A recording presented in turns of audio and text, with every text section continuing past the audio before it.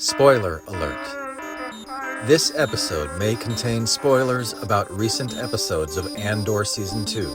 It definitely contains spoilers about your own nervous system and evidence-based mindfulness practices that lead to lasting inner peace and Jedi-like calm and well-being. These are not the thoughts and feelings you are searching for. So proceed at your own risk. It's a cool discussion about Andor, but your hidden dark side might also get some accidental therapy. It's a trap. Hello, my name is Glenn, and I just want to tell you a little bit about what you're about to hear, and then I am going to get out of the way and just let you enjoy the magic. Pay no attention to that man behind the curtain. You know, I grew up playing with Star Wars action figures, speak and spell, and little handheld football games. And now I have these toys like ChatGPT and Notebook LM that actually have the potential to become really, really powerful. And I work as a therapist, and I care about mental health, mine and yours. I'm creating this space as kind of an experiment, using binaural audio beats, these sounds that you're hearing underneath my words right now. They're meant to calm the nervous system. And you're going to hear how that happens in the AI puppet show that you're about to witness.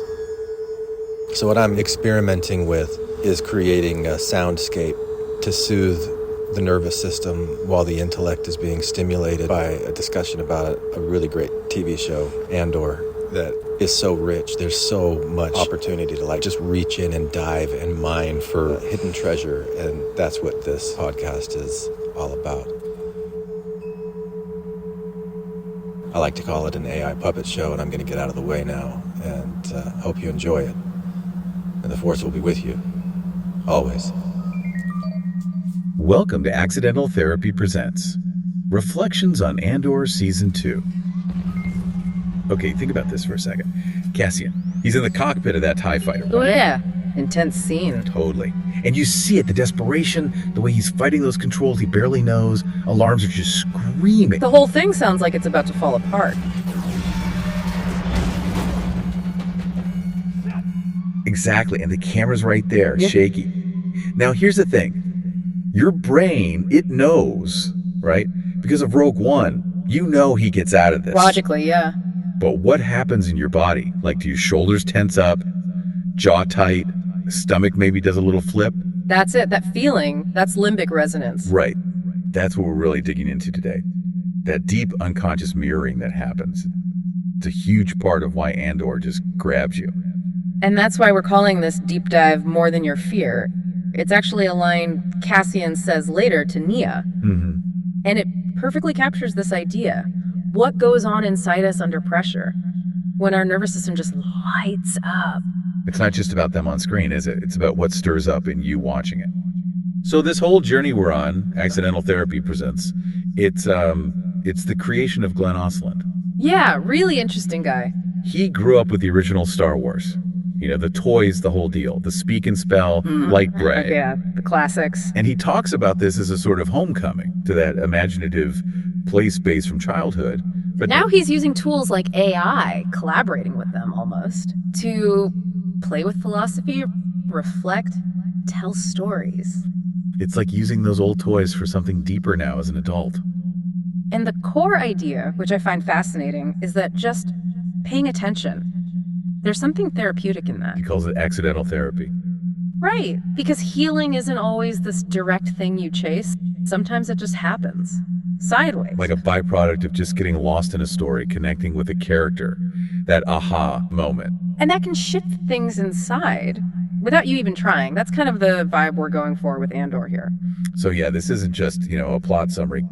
And there's another layer here. We're actually using binaural beats in these deep dives. Yes, the sound therapy element. Think of it like that. But, and this is key, you really need earbuds for it to work properly. Right. Without them, it's just going to sound weird, like a pulsing. Yeah, kind of a dissonant wah wah wah wah wah wah wah wah wah sound. Doesn't quite resolve. But pop in some earbuds, and suddenly your brain does this amazing thing. It hears the difference between the two ears. And creates this third internal tone. That's the binaural beat. It's a subtle frequency difference, right? Left ear gets one tone, right ear gets slightly different. Exactly. So left ear has a steady 174 hertz. That's a solfeggio frequency people associate with, like grounding, physical calm, a stable bass. And the right ear is just off enough to create that internal beat. And your brain naturally wants to sync up with that beat. It's called neural entrainment, gently nudging your brain waves. And the idea is to guide you subtly through different states as we talk. Maybe starting in alpha calm focused. Good starting point. Okay. Then maybe drifting into theta, more meditative, intuitive, like Luke reaching out with the force almost. Could even touch delta, that deep rest state, or maybe gamma for those peak insight moments. And the research on binaural beats is interesting. Suggests benefits like less anxiety, better focus, emotional regulation. Even helping access those states linked to rest or creativity. It's like a quiet retuning happening while you listen, a subtle upgrade. So, why Andor specifically for all this? Well, Glenn, and a lot of people actually see it as Star Wars for the nervous system. Okay, I like that. Explain. It strips away some of the high fantasy, the chosen ones, the destinies. And focuses on the raw human stuff, people caught in these huge systems. Exactly. Power, rebellion, sacrifice, identity, but crucially, how those things feel. The pressure. The pressure. That's key in Andor. The Empire pushing down, the character's internal pressure. And pressure is fascinating, right? Psychologically, neurologically, it doesn't build character, it reveals it. Like Han Solo versus Leia under fire. Or Obi-Wan's calm versus Anakin's. Not so calm. It kicks in our default settings, our conditioning, fight or flight gets triggered, Andor lives in that space. And it kind of mirrors the Force metaphor, doesn't it? Dark side fueled by fear, anger, control. While the light side is more about service to others, connection, compassion, what the rebellion aims for. But Andor shows it's not simple. Luthen, Mon Mothma, Cassian himself, there in the gray, wrestling with values, fear. They feel like neuroplastic characters. The stress is literally reshaping them internally, like Anakin's whole arc, but maybe more complex. You can almost see the psychology playing out. Jungian shadows, the masks people wear, their sense of self kind of dissolving and reforming. It's like mythology grounded in how brains actually work under stress. So if you're listening, expect thoughtful chats about Andor, definitely. But also this mix of mythology, therapy talk, science bits. Blended together, plus the AI stuff, the binaural beats. Aiming for an experience that hits your head, heart, and maybe even your body. And hey, if you like what you hear, maybe consider leaving a 5-star review. It helps others find us. It really does. Okay, let's dive in, right into the fire. That opening scene, season 2, Nia and Cassian. Straight into the tension. No hand-holding. We see Nia, she's clearly stressed, preparing for this pops deep in Imperial space. Sorry, I was told not to look at you. I didn't see anything. It's okay. It's okay. And the dialogue is so sparse, so clipped, but it tells you everything. It really sets up this whole psychological landscape, doesn't it? Fear, trust, connection under pressure. It's brilliant. The show trusts you to just be there, watch them. Cassian isn't grabbing a blaster here. His tools are his words, his presence. Okay, that first exchange. Nia, I'm so nervous. I'm so nervous. Nervous is good. Keeps us awake. It's gonna be fine. Kathy, nervous is good. Keeps us awake. It's going to be fine. Then I'm never coming back here. And he just says, it's a big sacrifice. I'm never coming back here. It's a big sacrifice. But right away, he's not dismissing her fear. He's acknowledging it, reframing it slightly. He's tuning in, but not getting pulled in. And nervous is good. Yeah. That's not just a throwaway line. Even a Jedi knows focus is key. Fear can sharpen you, right? Yeah. If it doesn't overwhelm you. Yeah, like a pilot in a dogfight needs that edge. Exactly. Fear gives you that adrenaline kick, heightens awareness. The problem is when it swamps you, leads to panic or freezing. Cassian's helping Neo walk that line. Then Nia says, I've had fun here. That must sound strange. Cassian, no, not at all. I've had fun here. That must sound strange. No, not at all. So validating. Then, now everything changes. And he says, you're very brave. Now everything changes. You're very brave. Am I? My hand's shaking. And her reply, am I? My hand's shaking? Wow. That shaking hand. So powerful. It's her internal conflict made visible. Part of her is committed, maybe even feels purpose. But another part, that primal survival instinct, is terrified. Like Luke's hand trembling before facing Vader. It's embodied dissonance, right? Body saying one thing, mind trying for another. Perfectly put. And it shows we're not just one single self. We're made of different parts, and they don't always agree. And Cassian's gentle, hey, there you are. It's not fixing, it's just seeing. Accepting her reality in that moment, bringing her back to the present, gently. It's peer-to-peer co-regulation. His calm helps stabilize her agitation, like a Jedi master projecting calm. And that's limbic resonance in action. That subconscious attunement. Like how a Wookiee growl means danger, or R2's beeps convey emotion, deep, non-verbal stuff. Cassian's calm is like an anchor for her. Strength in Andor isn't being fearless, it's being present with the fear. Then she asks the huge question, if I die, will it have been worth it? If I die tonight, was it worth it? You've done this before. You must have thought about it. This makes it worth it. This. Right now. He doesn't promise safety. He just sees her bravery, helps her face the unknown. Look at me. You made this decision long ago. The Empire cannot win. You'll never feel right unless you are doing what you can to stop them. It reinforces that the fight against the Empire, or any oppression, is internal too, rebelling against fear itself. Which feels so relevant now with all the stress and uncertainty around.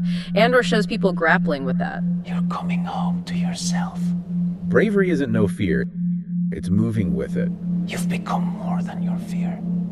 That scene is like a template. Acknowledging fear, validating it, finding a way forward, becoming more than your fear. Okay, so that interaction, Nia and Cassian, it looks simple, but it taps into some deep biology, right? Yeah. How our brains handle pressure. Absolutely. To really get what Cassian's doing, his calm presence, it helps to think about the brain in layers, like different decks on a Star Destroyer maybe evolved over time. Okay, layer one. The basal ganglia, often called the reptilian brain, oldest part. Basic survival. Fight, flight, freeze. Like a cornered creature. Or maybe a scared Ewok. Exactly. When Naya's hand shakes, her voice trembles. That's this ancient system saying danger. Layer two. The limbic system, the mammalian brain. This adds emotion. Fear is a feeling, bonding, attachment, grief, connection. The emotional richness. The complex relationships in Star Wars live here. Pretty much. When Cassian offers reassurance, connects emotionally, he's engaging her limbic system, offering safety, like a calming presence in the Force. And layer three. The top deck. The neocortex, newest part, evolutionarily speaking, higher thought, language, planning, self-awareness, metacognition, thinking about thinking. Like Yoda teaching Luke. Right. This lets Naya ask that big question, will it be worth it? She's not just feeling fear, she's reflecting on it. That internal dialogue, brave part, scared part, that's the neocortex working. So when she says, am I brave? My hand's shaking, that's like different parts of her neocortex talking. You could see it that way. One part is the rebel idealist, the Leia within. Another is just terrified, like young Luke facing his first real test. And Cassian manages to keep all three layers working together. That's what's remarkable. He feels the danger, reptilian, empathizes, limbic, but stays present and thinks clearly, neocortex. Like a Jedi balancing emotion and reason. Because often, under stress, that system falls apart, right? Yeah, a collapse. Yeah. Neocortex goes offline, can't think straight. Limbic system floods you pure reaction, like Anakin's anger. Reptilian brain takes the wheel, just raw survival. But Cassian stays online. He keeps that awareness, that space. He's not perfect, obviously. He's got his own darkness. But he's learned to hold it, all the fear and the courage. Like a Jedi who's faced their shadow. That integration allows him to be that anchor for Nia. And that capacity, self-regulation, integration. That's what mindfulness practices aim for in modern psychology. Creating space between trigger and reaction. Bringing the thinking brain back online. It's like modern Jedi training for your nervous system. Rewiring fear responses, showing up better. So when Cassian says, I've become more than your fear, it's not ego. No, it's recognition of his own growth. Fear doesn't control him in the same way. And he's inviting Naya into that possibility for herself. That space between just reacting and actually choosing. Fear is always there. Bravery is navigating it, integrating all those inner voices. That's the evolutionary step. That's the story Andor's telling. Watching Cassian with Naya, you can't help but think about the Force, even if Andor downplays the space magic, that inner balance idea. Oh, totally. The parallels are striking. Light side, serenity, compassion. Think Obi-Wan, Yoda. That really mirrors a parasympathetic state. Our rest and digest mode. Calm, connected. Exactly. And the dark side. Fear, anger, control Vader's rage. That's pure sympathetic nervous system overdrive, fight or flight. Tension, reactivity. So Cassian with Naya is calm in the face of danger. That's a light side nervous system moment. I think so. His regulation helps regulate the situation. Contrast that with the Sith, always agitated, needing external control because they're internally dysregulated. Like someone chronically stressed trying to control everything around them. Yeah. And you see hints of that in some Imperials in Andor, right? That rigidity born from fear. So Cassian, maybe he's like a Jedi of the nervous system. No force powers, but embodying those ideals through regulation. Based on trust, empathy, attunement. Very similar to mindfulness principles. So mindfulness is basically Jedi training. Noticing, naming, breathing, returning to the present. Pretty much. Even, hey, there you are. That's a mindfulness gesture. Grounding in the now. And in our crazy modern world, accessing that calm, parasympathetic state that feels almost rebellious. Like joining the Alliance. In a world pushing sympathetic activation all the time, social media, news cycles choosing calm, connection, compassion is radical. It makes you wonder. What if the Force is something like the rhythm of breath, the vagus nerve? What if the light side is nervous system harmony? And mindfulness and co-regulation are the real practices of the rebels fighting for inner and outer peace. It shifts the perspective.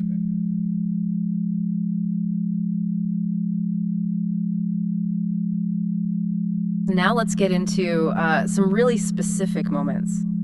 Yeah, let's dive into that incredibly tense TIE fighter scene with Cassian. Oh, that scene. Yeah, okay, so paint the picture again. Cassian's in this stolen TIE fighter, right? And everything feels chaotic. Totally. The source mentions his eyes darting everywhere, his breathing is tight, shallow. The alarms are just shrieking. Right, and even the camera work feels unstable, like it's wobbling.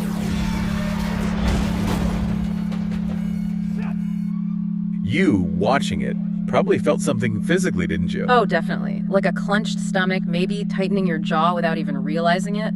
The source points that out, too. And here's the paradox, a really interesting bit. Most of us watching probably knew Cassian survives because, well, Rogue One exists. Exactly. We know the ending, story-wise. But you still feel that tension. Your body is still reacting like it's a real threat. So the big question is, why? Why does our body freak out, even when our mind kind of knows the score? It seems counterintuitive, doesn't it? It does, but it taps into something fundamental. The source brings up this idea of limbic resonance. Limbic resonance. Okay, break that down. Think of it like emotional Wi-Fi. Our nervous systems have this tendency to tune into and sync up with the nervous systems of those around us. Ah, like that example they give of an infant and caregiver. The baby cries, the adult feels distressed. Precisely. It's that primal connection. And it doesn't stop in infancy. It continues throughout life, often through really subtle unconscious cues. Facial expressions, tone of voice, posture. So in the context of watching Andor, or any story really, there's this kind of unspoken agreement, a feeling contract, as the source calls it. Exactly. The storyteller uses all the tools of music, the camera angles, the sound design, the acting, like Diego Luna's portrayal of panic. Yeah, it's intense. And all those elements are designed to evoke a physiological response in you, the viewer. It's not just about understanding the story intellectually. It's about feeling it in your body. Your body is almost mirroring what Cassian's going through. Right. And that leads to another fascinating concept mentioned, mirror neurons. Mirror neurons, I've heard of those. They're like the brain's way of empathizing. Kind of, yeah. It's like, you know how a Jedi might use the Force to anticipate someone's move? Our brains have a less mystical but still amazing version. These neurons fire not just when we do something, but also when we watch someone else do it. So seeing Cassian look terrified actually activates similar fear pathways in my brain. That's the idea. It creates this embodied empathy. You're not just observing his fear. On some level, you're sort of feeling it with him. Wow, okay. And the source gets even more specific about the brain mechanics, right? Something about the thalamus. Yes, the thalamus. Yeah. Think of it as the brain's central relay station for sensory information, like Grand Central Station for sights, sounds, everything. Now, what's crucial is that the thalamus often sends signals about potential threats, like flashing lights, loud alarms directly to the more ancient emotional parts of the brain, especially the amygdala. The amygdala. That's the fear center, isn't it? Often associated with it, yes. And this signal gets there fast. Faster than the signal reaches the neocortex, the part responsible for rational thought, for thinking, hey, wait, this is just a TV show. So your body's alarm system is already going off before your conscious mind fully processes the situation. Pretty much. The amygdala gets the danger, memo first, and sounds the alert. Your heart races, muscles tense up, all before you've logically assessed it. And the source suggests Andor deliberately taps into this limbic resonance. It sort of weaponizes it, but in a good way. In a transformative way, yeah. It's not just cheap thrills. It allows us, the audience, to feel the stakes, the stress, the fear of being part of this rebellion. It's almost like practice. Practice? How so? Well, the source calls it accidental therapy, or like a mental fire drill. By experiencing these intense emotions through Cassian in a safe context, we're kind of rehearsing our own responses to pressure. That makes sense, because that feeling Cassian has in the cockpit, being completely overwhelmed, thrown into something terrifying and unfamiliar, Yeah. that feels relatable. Maybe not fighting Star Destroyers, but, becoming a parent for the first time, or dealing with sudden grief, or losing a job, that out of your depth but gotta keep swimming feeling. Absolutely. It connects to those universal human experiences of being under immense pressure. And what about that dissonance? Feeling anxious even though you know he makes it out okay? The source offers a really interesting take on that. It suggests it's not a bug, it's a feature. It shows your body is fully present in the experience of the moment, while your neocortex, your thinking brain, holds the other truth, the knowledge from Rogue One. So you have both things happening at once, Yep. observing the feeling and having the feeling. Exactly, dual awareness. And that capacity for reflection while having an experience is actually pretty sophisticated. It's a key part of self-understanding. And through all that chaos in the TIE fighter, Cassian doesn't just freeze, does he? No, and that's crucial. He feels the fear intensely, but he keeps trying to figure out the controls, keeps moving forward. Regulating himself through sheer persistence. Right, through presence and determination, even while terrified. It's a powerful image of resilience.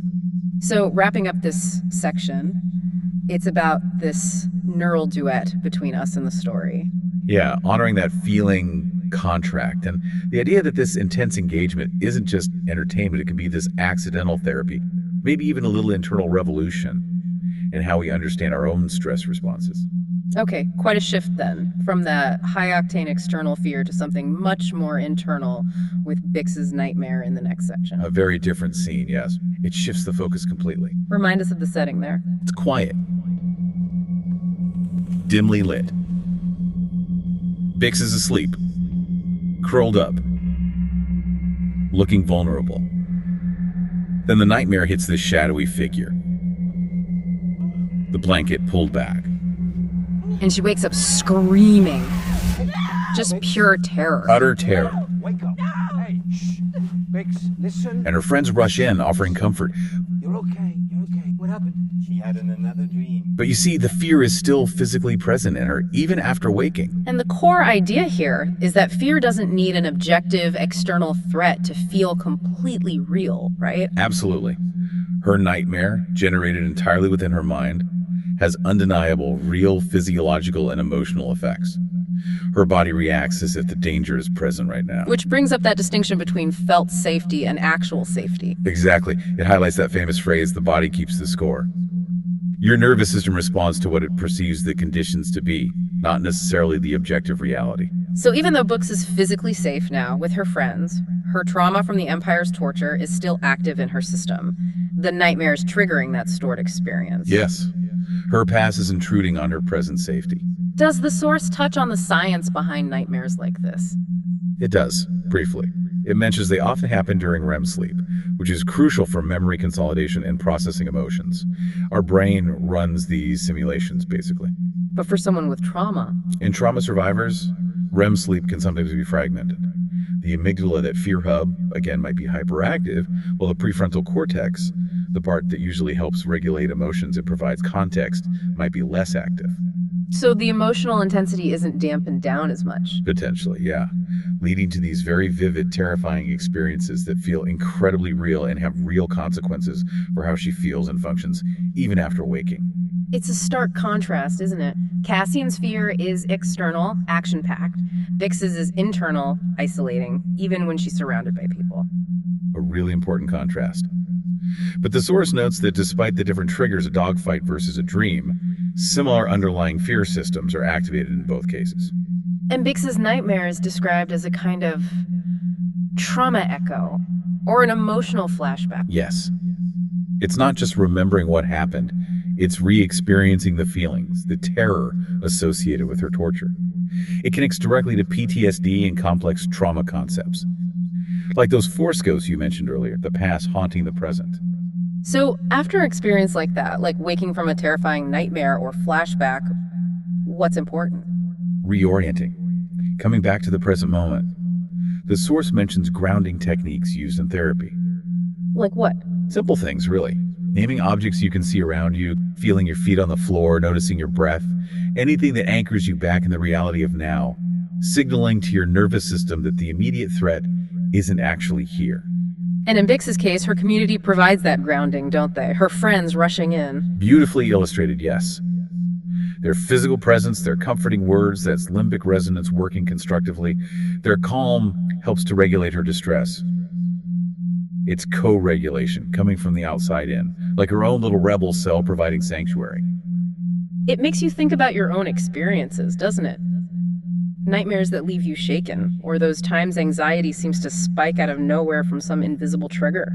Definitely, it validates those experiences. Even if they don't make logical sense on the surface, they often have deep roots in our personal history and our biology. So the takeaway from Bix's story is that the struggle for safety isn't just external, it's internal too. Very much so. And healing involves learning to trust the present again, learning that safety is possible now, and crucially, being met with kindness and reassurance, both from others and, importantly, from ourselves when those old fears resurface. Which leads us nicely into the final section, which talks about this idea of an alliance within. What's that about? This section kind of zooms out. It looks beyond specific fear responses to a broader idea of resilience as internal unity. It's framed as a kind of inner rebellion against fragmentation, a quiet uprising of coherence. An inner rebellion, I like that. Yeah, and it starts with this really mind-bending biological perspective. It asks you to consider yourself not just as one individual, but as a colony. A colony. Of approximately 37 trillion cooperating cells. Think about that. Trillions of individual units that merged billions of years ago, forming this ancient pact based on cooperation, specialization, trust. Wow, okay, that's a perspective shift. So courage isn't just psychological, it's cellular, embodied in that cooperation. That's the implication. That fundamental drive to cooperate and function together is the bedrock of our being. Trillions of tiny acts of resilience happening inside you right now. And how does this connect back to Cassian? He's certainly not perfect. He's messy, morally ambiguous at times. True. But the source points to his underlying coherence, especially under pressure. His ability to align himself, to act with purpose even when things are falling apart. And that internal steadiness, that alignment, is what ultimately makes others trust him. It's like he's forged a working alliance within himself. So bravery isn't just the big, flashy, heroic moments. Not solely, no. The source defines it more subtly, as the effective cooperation of your internal systems when under threat. Can you give an example? Like a single cell continuing its function even when stressed. Or your vagus nerve acting to calm your heart rate, that's internal cooperation. or even just holding space for someone else while you yourself feel afraid, aligning different internal needs towards a shared value. Like an internal Jedi Council trying to find balance. Huh. Maybe something like that. It's about that internal teamwork. And this, the source suggests, is what Cassian achieves. He becomes more than his fragmented past. He embodies this internal alliance. And to help understand this, it brings back internal family systems, IFS. Right. Just a quick refresher. IFS sees our psyche not as one single thing, but as having multiple parts, different aspects or subpersonalities with their own feelings and roles. Like having an inner critic, an inner child, that sort of thing. Exactly. And IFS proposes there's also a core self, a state of calm, compassion, connectedness, clarity. The source suggests Cassian, especially in his more resilient moments, is operating from that core self. Okay. So if we have all these internal parts, how do we foster that alliance? Mindfulness comes in here. The source positions mindfulness as alliance maintenance. Alliance maintenance. I like that. Yeah, it's like doing regular check-ins with your internal systems, noticing the different parts, understanding their needs, helping them communicate and cooperate better, building an effective internal coalition like a skilled diplomat. So paying attention to what's going on inside. Basically, yes. Yeah. And the conclusion loops back beautifully to that rebellion metaphor. How so? It suggests the original rebellion wasn't against the Empire, it was biological. That ancient act of cellular cooperation that created complex life. Whoa. And it frames our everyday acts of self-awareness, of mindfulness, of self-compassion as continuing that ancient alliance. It casts you, the listener, as your own Andor. Me, the rebel. You, the rebel. You, the resistance. You, that ancient alliance made flesh. Right here, right now. That's a really powerful way to frame it. It brings the whole journey together, from feeling that initial fear like Nia, to understanding Bix's internal struggles, to this idea of a vast cooperative inner world. Exactly. And the final empowering thought is that by listening to ourselves, by integrating these different parts, by fostering that inner alignment, we can become more than our fear. It all comes back to presence, awareness, and tending to that inner alliance. It's like finding your own inner force. You could say that. The potential is there. So the big takeaways really circle around understanding our fear responses, how they're wired, how the body reacts sometimes before the mind. That whole limbic resonance and thalamus-amygdala connection. Right. But also recognizing our capacity for resilience, for that inner strength, and seeing how engaging with stories like Andor can be this unexpected way to process things. Accidental therapy. And simply paying attention, becoming aware of our internal state, that tightness in the chest, the shallow breath, that awareness itself is a powerful step. It really is. The source emphasizes that cultivating this awareness, practicing mindfulness even in tiny moments, is like an act of inner rebellion. Pushing back against being overwhelmed, choosing to connect with your inner resources. Precisely. Stepping into greater strength and self-understanding. So maybe something for you listening to reflect on. Your own experiences with fear, times your body and mind felt out of sync. And thinking about your own inner alliance, how do your different internal parts work together, especially under pressure? Yeah, that's a great reflection point. And look, if this deep dive resonated with you, if you found these ideas valuable or insightful for understanding yourself or just how compelling stories work, we'd be really grateful if you could take a second to leave a 5-star review wherever you're listening. It genuinely helps other people find the show and maybe get something useful out of these discussions too. Maybe even think about what specific part or what idea we talked about today really clicked for you. Was it the mirror neurons? The body keeping score? The cellular alliance? And we'll leave you with this final thought to mull over, a question to carry with you. What small act of inner alliance can you cultivate today? Maybe it's just taking 3 mindful breaths when you feel stressed. Maybe it's acknowledging an anxious thought with a bit more kindness. Just one small thing. What could that be for you?